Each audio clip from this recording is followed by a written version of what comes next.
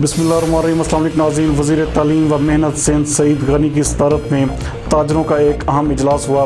हमारे city reporter Abid Ali दिन के मुताबिक इजलास में सूबाई वज़ीर इम्तियाज़ शेख, मुशीर कानून व तर्जुमान सिंध हुकूमत मुर्तज़ा वहाब, MQM के नवीद कमर, ख्वाजा इजहारुल हसन, मेयर कराची वसीम अख्तर, कमिश्नर कराची इफ्तिखार शवानी, ताजर रहनुमा जमील पराचा, रिजवान इरफान, शर्जील गोपरानी, हबीब शेख, हम्माद पूनावाला, हकीम खान, इस्माइल लैलपुरिया, फ़हीम नूरी, हारून चांद, मोहम्मद अरशद और दीगर भी शामिल थे।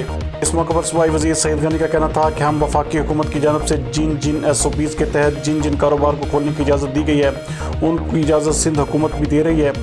इस मौके पर पीपल्स पार्टी के रहनुमा नवीद कमर का कहना था कि MQM समेत तमाम इस बात पर मुत्तफ़िक हैं कि तमाम कारोबारी मराकज़ खुलने चाहिए, जबकि MQM के रहनुमा ख्वाजा इजहार का कहना था कि हम सिंध हुकूमत के साथ मिलकर वफाक को ख़त लिख रहे हैं। मेयर कराची वसीम अख्तर का कहना था कि तमाम ताजरों को इस हवाले से कुछ सब्र से काम लेना होगा।